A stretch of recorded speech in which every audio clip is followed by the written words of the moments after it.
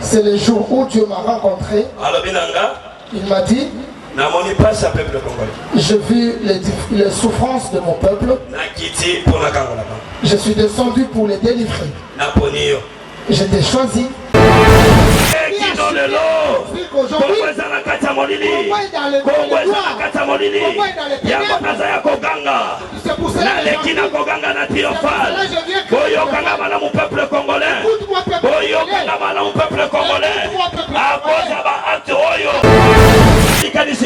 C'est pour nous devons penser à ceux qui sont morts. Ils ne veulent pas mourir. Ils sont morts. Bien-aimé, Bien-aimé, le sang est sacré. Le sang humain est sacré. l'Apocalypse. En lisant le livre de la colère de Dieu est descendue. La justice de Dieu est descendue. Si vous ne comprenez pas,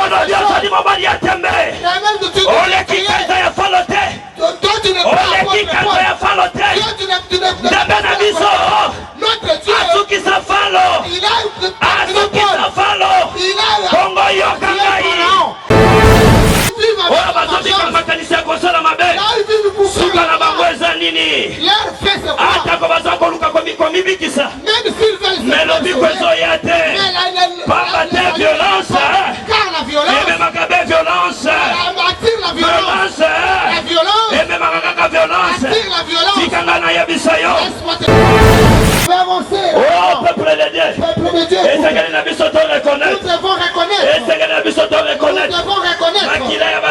le sang de juste, le sang des innocents.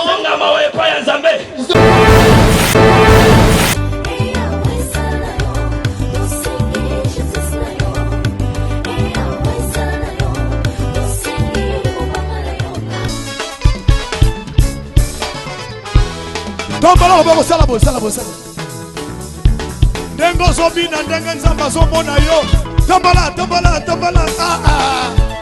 Yes. Yeah. Milolo.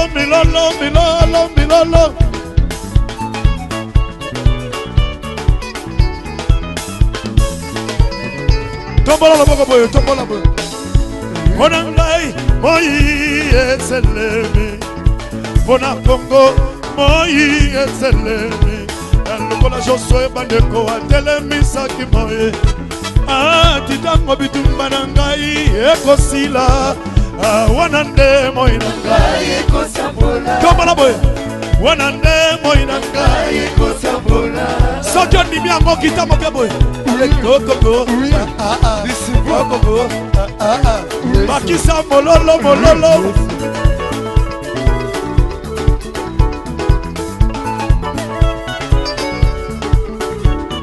Yes.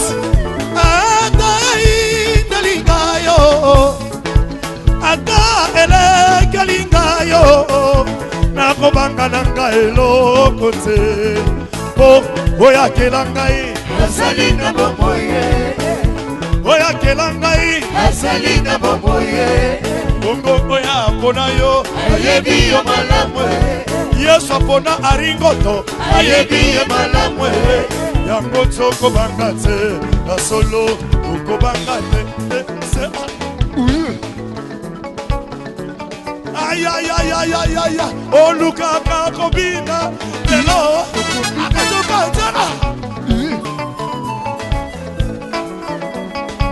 Fungwamae, allez Fongola,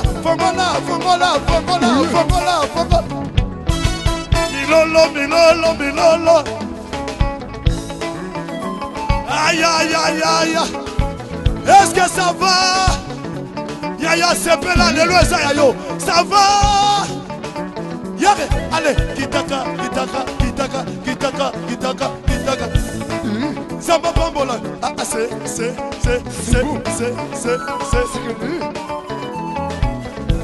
Tamba mona yo ndengo zobine la ye. Kaka. C'est. Samba bambola yo. Samba mona yo. Ya rigoto. Obina kanaki toko boy. C'est. Congolais beta milolo.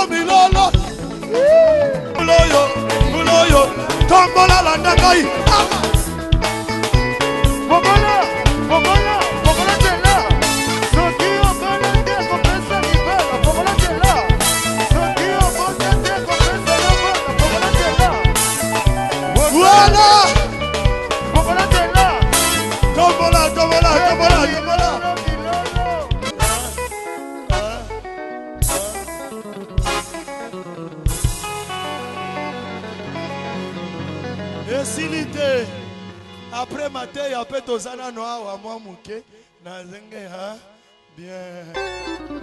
Betela nkolo mwa maboko. Betele maboko ntoto minene. Oyebi osepelisi ngalo lengo bini en tout cas.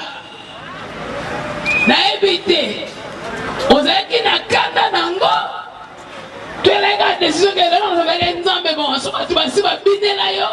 Soko kota ba David mais na poko lelo ngane na ozala côté. Tellement temps est précieux. Soko tale c'est que tu vas ndeko basimbi ba drapeau ya Congo bazali awa. Ba pepa ngona no lisusu.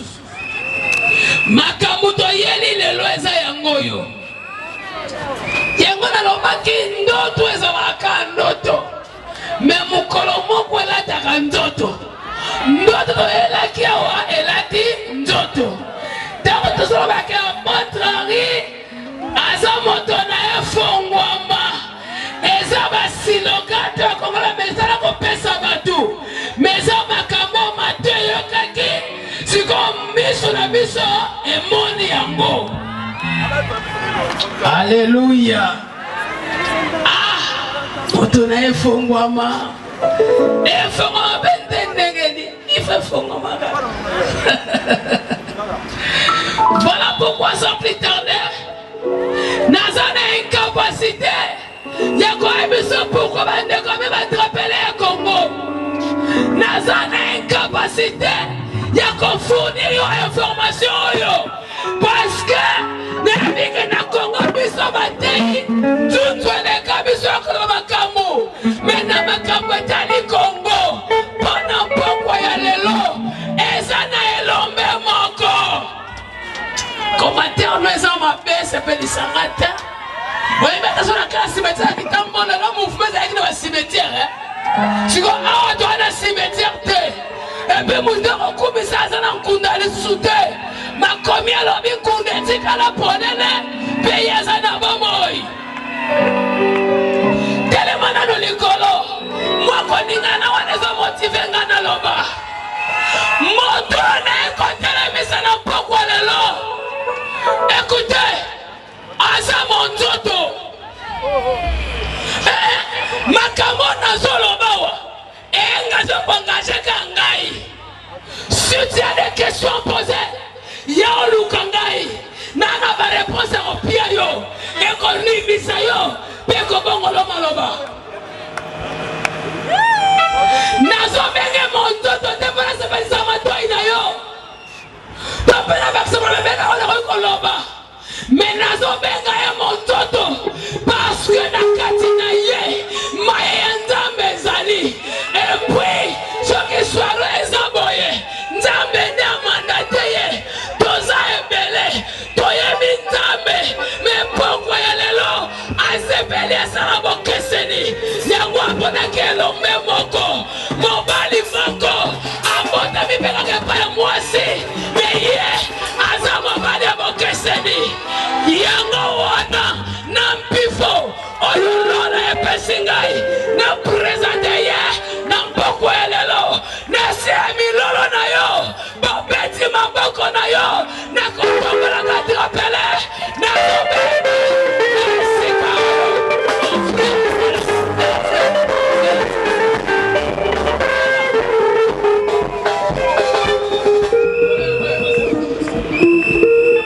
musala wana poko elaba eza yangoyo ona lela wakwanga eza yangoyo nasala yango na bopikiniki nyonso nalikebi mobimba po soki nasali yango mabe lifelo ezozela ngai nazobenga moto lokola basusu te frere moto nazobenga kesei na ngai po poko ya lelo nzambe apesi nga manda te apesi ne ye na raison ya kotelemisi na mwa lipombo na raison ya kolekisi awa na mololo na yo yango wana nazobenga moto monzoto nazobenga l'homme de Fongwama à la personne de la porte Henri pendant qu'il s'approche qu'elle brise Seigneur.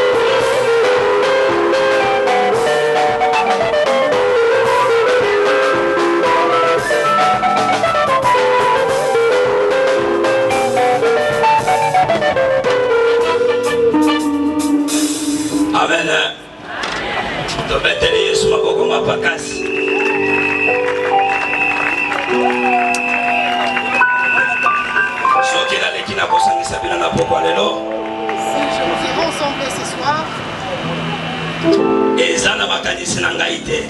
ce n'était pas par mes pensées pour vous rassembler ce soir.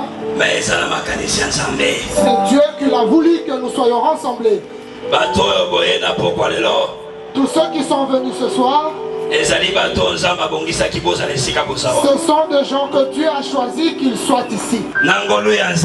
Par la grâce de Dieu, nous sommes là où nous sommes. C'est pour dire que Dieu connaît ce jour. Ce jour n'est pas semblable aux autres jours. Nous l'avons le jour du Seigneur.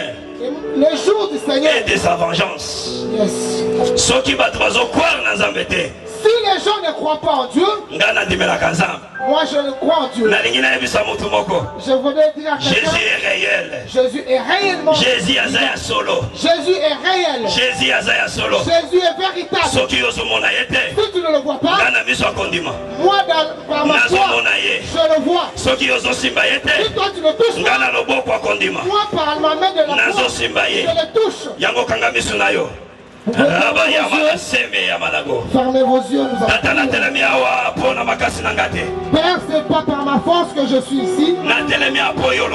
C'est toi qui m'as dit de venir aujourd'hui. C'est pour cela que je la foi. Ma foi n'a pas.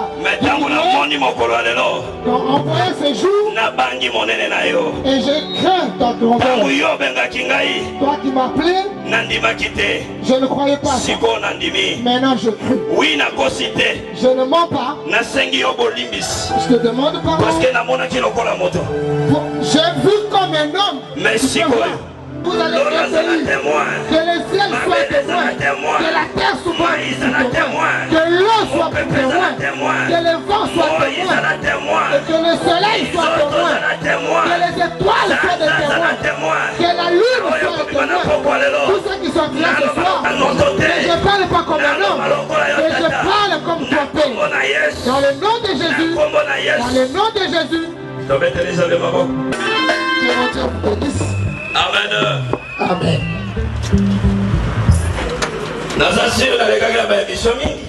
Je suis passé par beaucoup d'émissions. J'ai expliqué le problème du Congo. Depuis l'an 2007. Depuis l'an 2007. C'est le jour où Dieu m'a rencontré. Il m'a dit, j'ai vu les souffrances de mon peuple. Je suis descendu pour les délivrer. Je t'ai choisi. Montre le chemin. Je fais beaucoup d'efforts. J'ai rencontré beaucoup d'autorités. Personne ne m'a cru. Le problème du Congo, c'est la malédiction.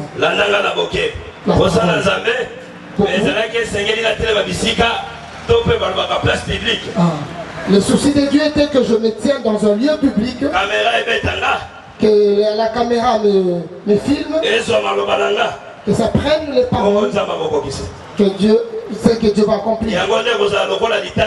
Ça sera comme un témoignage aux enfants qui vont nous succéder.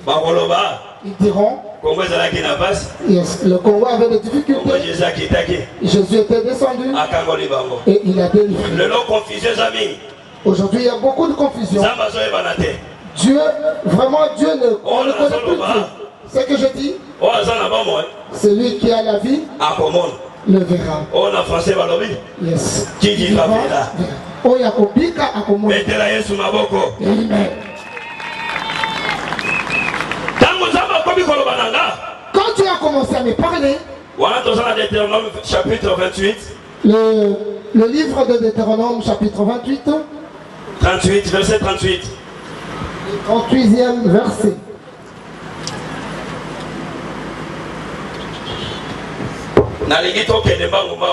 Parce que tes amis étaient.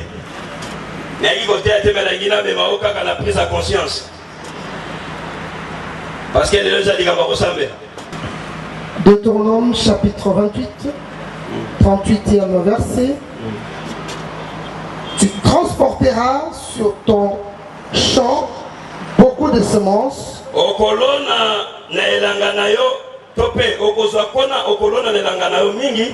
Et tu feras une faible récolte. Car les sauterelles la dévoreront. Continuez à 28, na 43, sauter 43. L'étranger qui sera au milieu de toi s'élèvera toujours plus au-dessus de toi. Et toi tu descendras toujours plus bas. Il te prêtera et tu ne lui prêteras pas.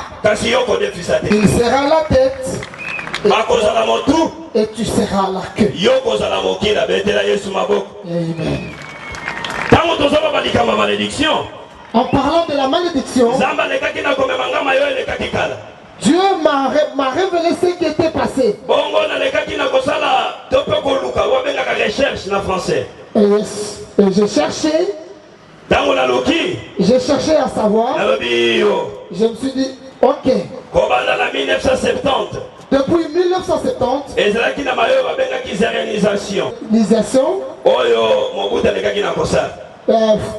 qui a été procédée par le feu. C'était pas aussi mauvais. Yes. Si le frère pense bien à son frère, c'est pas mauvais. Mais là où le mal est entré, c'était en 1974. On a ravi tous les biens des étrangers. Les biens qui ne nous appartenaient pas, mais on l'a ravi. On l'a ravi de force. Alors qu'il y a un juge qui est l'Éternel des armées. Ils ne se sont pas arrêtés là. Ils sont allés jusqu'en 1975. Et on a adoré. Et il est arrivé jusqu'au point. Quelqu'un a déclaré que Mobutu a occupé le trône de Dieu. En disant cela, selon l'histoire comme c'est là où a commencé les jusqu'à aujourd'hui. Les difficultés ne s'achèvent pas. Peuple de Dieu, écoute-moi. Peuple de Dieu, écoute-moi. C'est là où le Congo a été maudit. Quelqu'un peut me demander comment? Comment? Je vous dis Abraham était un homme. Dieu a dit à Abraham, prends tous les animaux, sépare 2 à 2. Quand Abraham a commencé à séparer, il a vu un oiseau. Il a dit non, c'est trop petit. Si je le partage, non, ça il a pris l'oiseau, il a et quand il est parti dans Dieu est venu en révélation. Il a dit à Abraham, comme tu m'as pas écouté,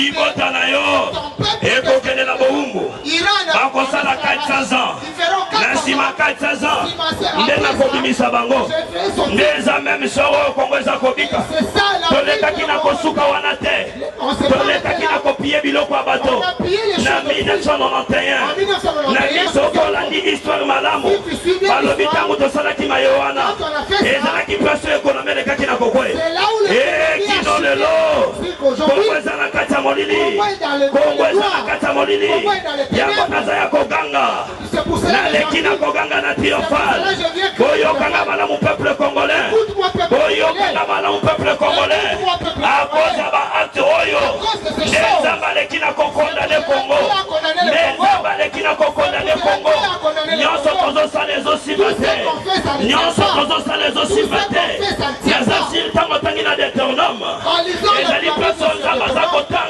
Dieu dit,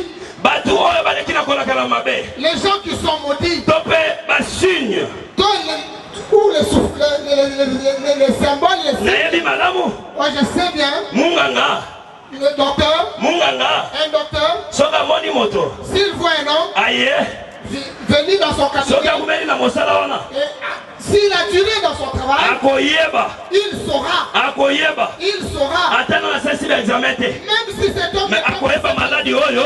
il connaît très Eza malaria. C'est la maladie. Maladie oyo. Cette maladie, Eza typhoïde. c'est la typhoïde. Maladie oyo. Cette maladie, Eza hémorroïde. c'est l'hémorroïde. Yango nzambe aleki na kotinda nganga na nzambe. Et Dieu envoie Pona atalisa kongo mabe na ye. pour faire voir Esengeli to reconnaître. nous devons les Na nzela ya moto moko. que par un Kufa nom, ekotaki. la mort est Na nzela ya moto moko. par un nom, Kongo ipelekaki na koya.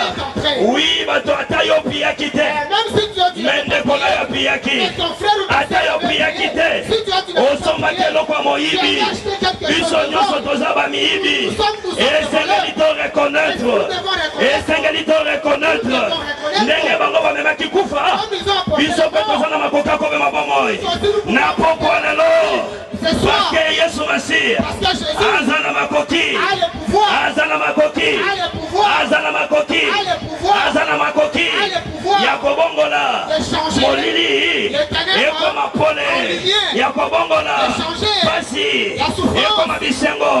Ya kobongola. de changer Maladi. la- Ekoma lobiko. la maladie, Ya kobongola. la maison, de Kufa. changer la Ekoma mort liseko. à la vie. Betela Yesu maboko. Acclame pour Jésus. Betela Yesu maboko. Acclame pour Jésus. Amen. Amen. Nazasi tango fandi wana omituni. Je suis sûr que comme tu es assis, tu te demandes Wana nini toza le 1er août. pourquoi nous sommes le 1er août. Yoko comprendre te. Tu ne peux pas comprendre ça. Mais mokolo lelo. Ce jour ici, Eza sacré. c'est un jour sacré. Eza mokolo oyo. C'est un jour, Tokanisa na bawei. on pense au mort. Tokanisa na bawei. On pense au mort. Yoko mituna.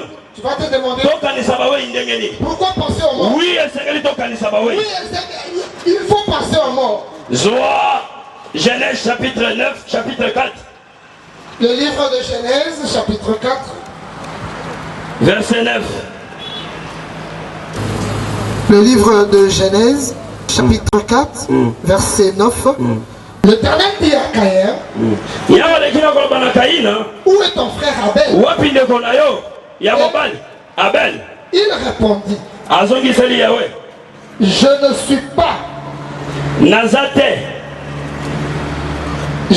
Il a répondu, je ne sais pas. Nayebite. Suis-je le gardien de mon frère? Nga nazali mobateli ndeko na nga mobali. Continue. 10.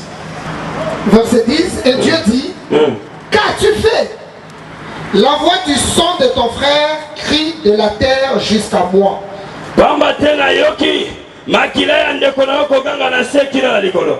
Maintenant, Sikoyo. tu seras maudit de la terre Olakela mi mabe. Na se ya mabele. qui a ouvert sa bouche pour recevoir de ta main le sang de ton frère. Betela Yesu maboko. Elongo na lingaki kaka bisika wana. Yes. Soki lelo le 1er août. Si nous sommes aujourd'hui le premier, Eza na likanisi moko. c'est Ya kokanisa bayo bakufa nous injustement. devons penser à ceux qui sont morts. Esengelaki te injustement. bakufa. Ils ne veulent pas mourir. Kasi bakufi. Ils sont morts. Bien-aimé makila ya bato eza sacré. Bien aimé, le sang est sacré. Makila ya bato eza sacré. Le sang humain est Soki sacré. totangi na Apocalypse. En lisant le livre d'Apocalypse, Chapitre 6. le chapitre 6. Wana na kokende nango na mutu. Yes. Verset 9 poto croavancer. Oui, Balobi. yes. Bayenge bene. Les justes Baza koganga. sont en train de crier Kino tango nini bosembo kosalama. jusqu'à quand la justice Kino va tango nini okokata likambo na biso. jusqu'à quand tu vas Kino trancher tango nini notre problème? okokata likambo na biso. Jusqu'à quand tu vas Kino trancher tango notre nini problème? okokata likambo na biso. Jusqu'à quand tu vas trancher Eza na notre problème? mingi. Il y a beaucoup Bakufi injustement. qui sont morts Eh makila na bango. et leur Ezopeze na mboka oyo. pèse dans ce pays. Ezopeze na mboka oyo. Sans pèse. Ezopeze na mboka oyo. Sans pèse. Oh peuple de Dieu. Bien aimé dans le Na Seigneur, kokende liso na baverset te. je ne veux plus lire les Naza versets. koavancer directement. Je vais avancer. Oh peuple de Dieu. Peuple de Dieu, Esengeli na biso to nous reconnaître. devons reconnaître. Esengeli na biso to Nous reconnaître. devons reconnaître Makila ya basantu oyo le esoponaka. sang de juste Makila ya versets, bainoso le esoponaka. sang des innocents, Kosengama oyo epai ya Nzambe. ceux qui sont en train Nzambe de ayokela prier à biso Dieu, mawa. que Dieu ait pitié Nzambe de nous, ayokela biso que mawa. Dieu ait pitié de nous, Nyamba ayokela biso mawa. Pamba te makila ya moto. pour que le Eza sang na de l'homme, motuya. c'est un sang Eza na sacré, motuya. ça du prix, Oh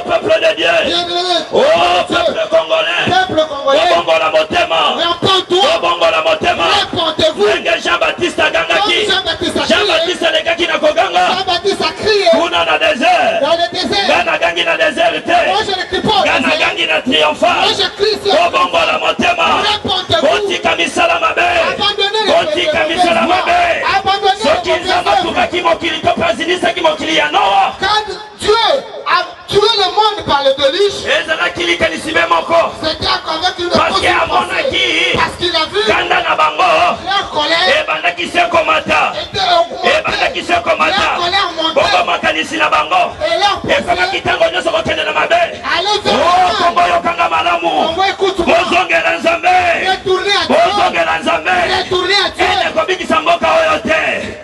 la haine ne sauvera pas ce pays. La haine ne sauvera pas ce pays.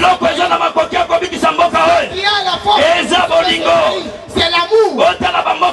Regardez tous les pays. Là où ils vivent avec vengeance. Là où ils vivent pour leur fait c'est quoi? Même s'ils veulent se violence. Car la violence attire la violence. La violence attire la violence. Laisse-moi te dire. L'amour pèse. C'est pour cela que le monde ce n'est pas par la haine. C'est pas par la vengeance. C'est pour cela que oui, quand Dieu a aimé le monde, quand tu as aimé le monde, il a envoyé son fils. Il a envoyé son fils. Son fils unique. Il meurt à la croix pour que nous soyons sauvés. Si le monde est sauvé, c'était pas par la haine. Le monde est sauvé. C'est par l'amour. Si vous pensez bien, Afrique du Sud,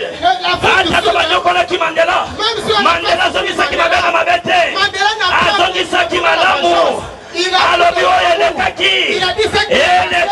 Oublions les blancs, les noirs. Vous savez c'est par l'amour. Si les c'est parce que le la haine, les gens pensent par leur force. Ils peuvent changer le monde. Peuple de Dieu,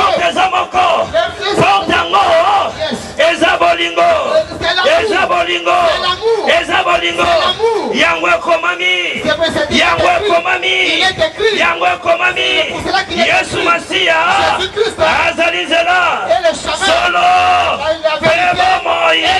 yemo kwazala kibolingo yango mokilo ezalaki sauve bakangaki ye babeti ye babaki ye nekulusu batu bafandi babisala tomona olobaka tu as toujours dit olobakoza mwana na Nzambe le fils de Dieu. Kasi yazongisaki mabete Il n'a pas. Alobita talimbisa bango. Il a dit Père, pardon. Ce qu'ils font, ils ne le savent pas. Ils ne le savent pas. C'est pour cela que il a dominé le monde. Il est écrit tout pouvoir m'a été donné dans les cieux, sous la terre, sous la terre. Oh peuple congolais, sors dans le monde, sème la Loba, dis-toi ce qui est passé, que cela passe. Construisons un nouveau Congo. Construisons un nouveau Congo. Enlève la haine. Enlève la haine. L'amour et le sauvera ce pays. C'est pour cela que je vais dire, dans notre colère, rien ne peut changer. On a haï Mobutu. On a fait Mobutu. Si on pille, il y aura la délivrance. On a pillé. Rien n'a changé. Ça continue comme ça. Et aujourd'hui on paye. On est en train de payer. Il n'y a plus de compagnie. On pleure. Où est le travail? Aujourd'hui le plan de vie. Il dit ce pays là, ils vont tout éradiquer. Et aujourd'hui dans le on comprend on demande pardon. La miséricorde de Dieu, et la grâce de Dieu. N'oublie pas,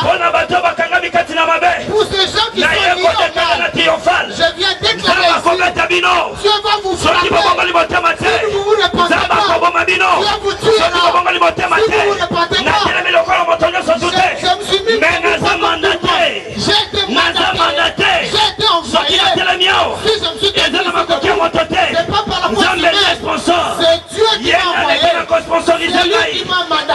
Il m'a dit, il donne la provision. Il donne la vision. Et il donne aussi la provision. Comme je me suis dit, c'est pas par la force humaine.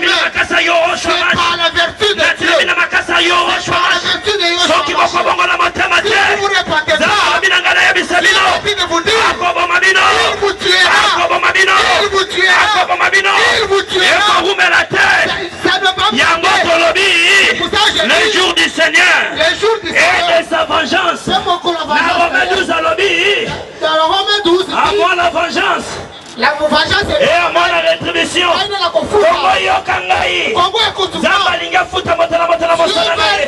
Soki boko bongo la motama te. Zamba kobeta bino. Alobi na kosambisa. Il te jugerait. Na kosambisa. Il jugera. Bato bazola panda ya lokuta. Tous ceux qui jurent. Na kosambisa. Bato bazokanga. Tous ceux qui lifuta ya basali. Les salaires na kosambisa bango. Il va les juger. Na kosambisa. Il va juger.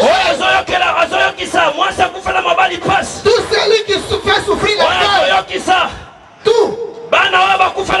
Tout ce qui fait souffrir la cœur. Il dit qu'il est Congo. Zamba telemi. Dieu s'est levé. Zamba telemi. Dieu s'est levé. Zamba telemi. Dieu s'est levé. Justice est mon sikate. La justice n'est pas loin. Quand je suis venu, c'est qu'un gonga koki. le temps est arrivé. C'est qu'un gonga koki. Le temps est arrivé. C'est qu'un gonga koki. Le temps est arrivé. Na yako samisa yo kongote. Je ne suis pas venu te Na yako juger. katela ye tumbute. Je ne suis pas venu te Na yako condamner. talisa yo mabe. Je suis venu te Oh reconnaître mabe na yo. reconnaître Oh zobolimisi ya masumu. reçois les Oh pardons du sosola mabe péché. na yo. Vous comprenez Oh comment? zobolimisi ya masumu. Reçois les pardons du Oh péché. yoka motema pasite. Ne t'attriste Pour pas. ma potre Henri.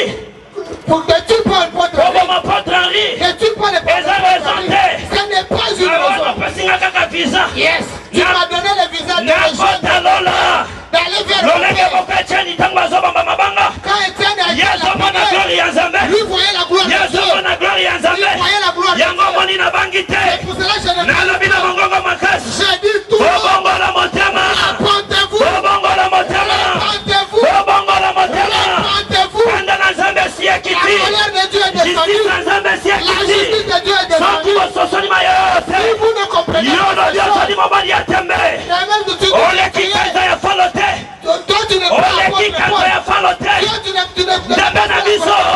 notre Dieu, il a écoute, écoute-moi Congo, le monde entier sera Dieu est Dieu, Dieu est Dieu, Dieu est Dieu, Dieu est Dieu, à ce moment que je parle, la colère de la justice, l'épée de la justice, est en train de sillonner dans le Congo, l'épée de la justice, peuple de Dieu, si toi tu ne comprends pas, tu peux les parce que tu le vois, tu ne vois pas Dieu, là où ta doute vient, moi pourquoi tes doutes là, moi je te promets, yes. Jésus est réel. Jésus est réel. Jésus est réel. Ceux qui vont bongo libatema te.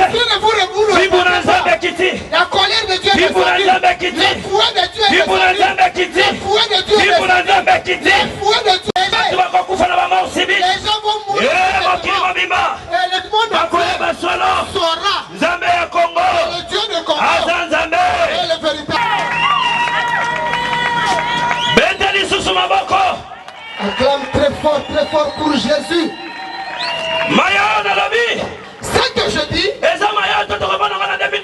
on ne les verra pas l'année prochaine. Ce sont des choses qui s'accompliront. Parce que la justice est là.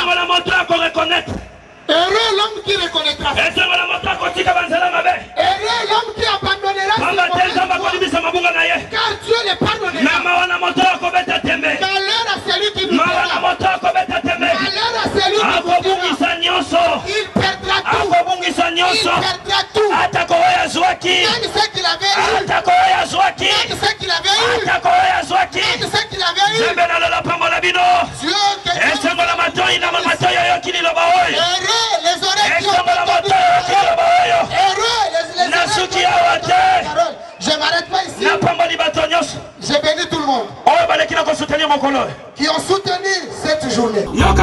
Écoute-moi.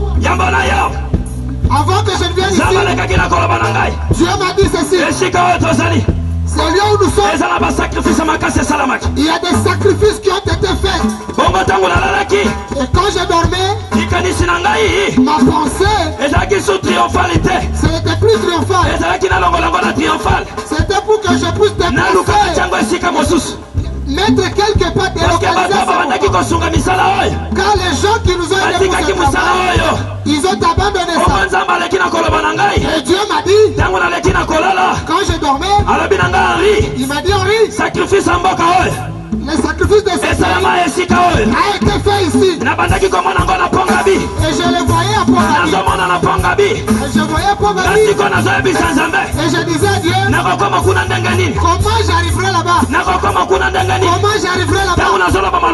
Et quand je disais ces paroles, je me suis réveillé. J'ai compris. Triomphal. C'est à Pongabi. C'est à Pongabi. Et c'est ce que je viens à Pongabi. Et détruis tous les sacrifices. Détruis tous les sacrifices. On a fait dans ce pays. Par les accidents. Par les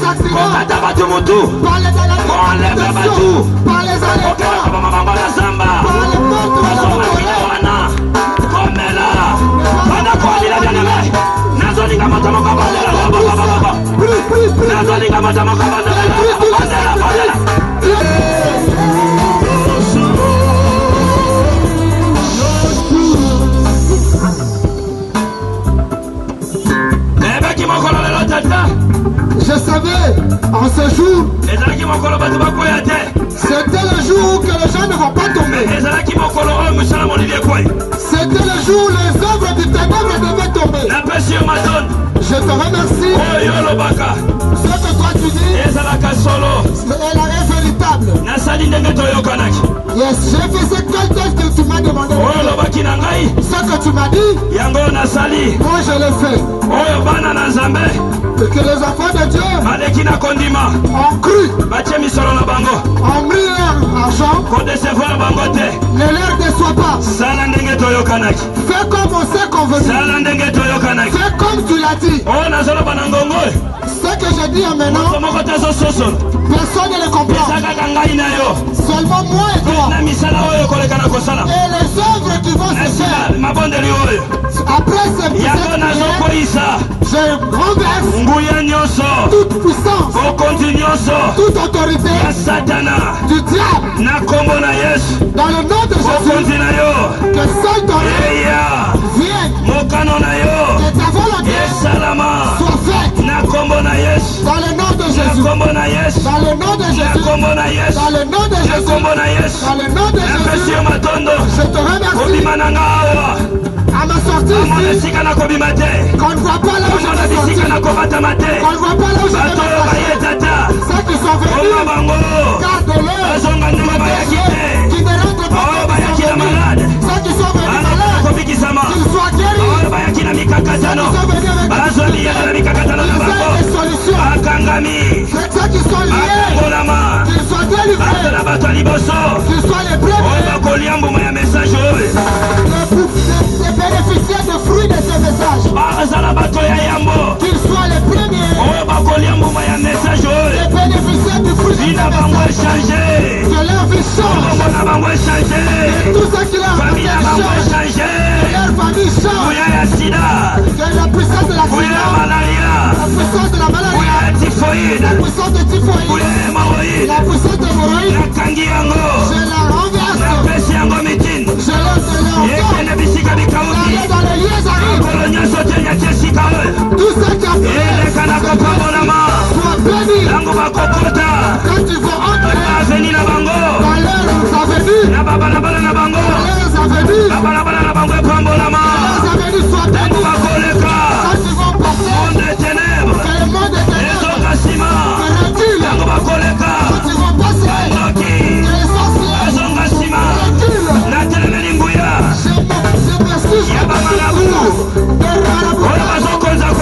ils te sont en train de diriger la Congo. dirige le Congo. Toute puissance la puissance d'élimination, la puissance de Kaka, toute la magie de la j'ai de plus le pouvoir.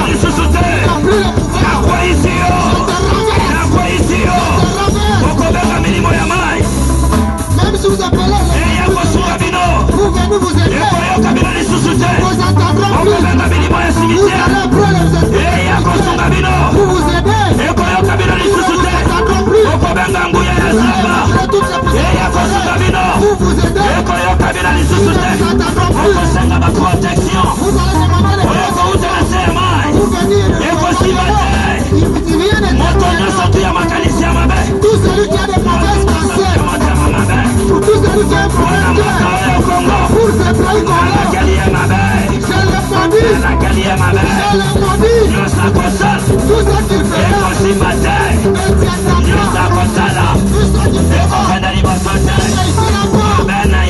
tout ce mot, retourneront vers lui.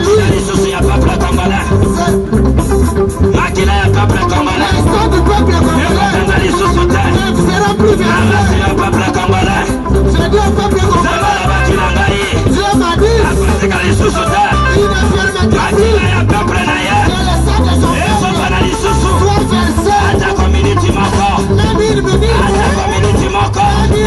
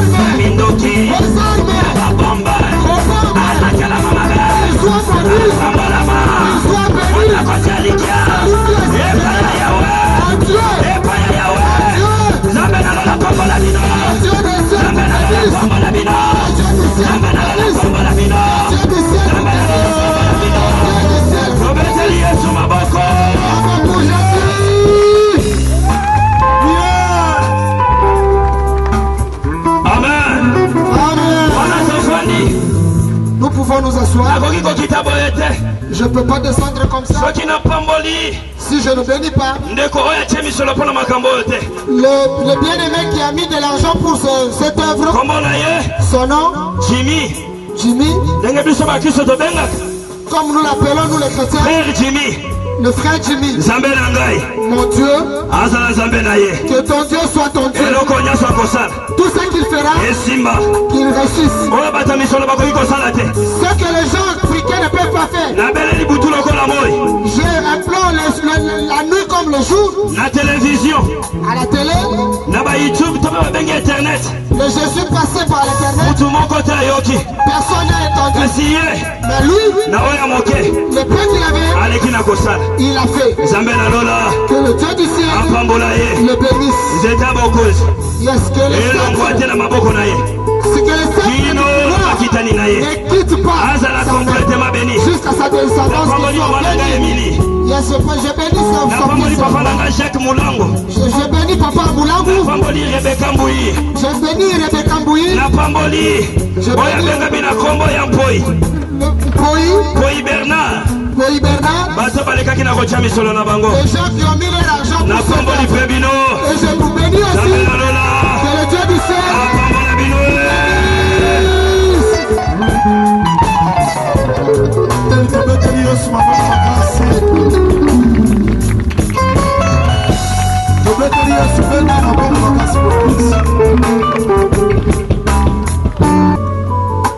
kozwa courage ya koteya makambo oyo na milieu public. Il faut zala nzamba tinde yo.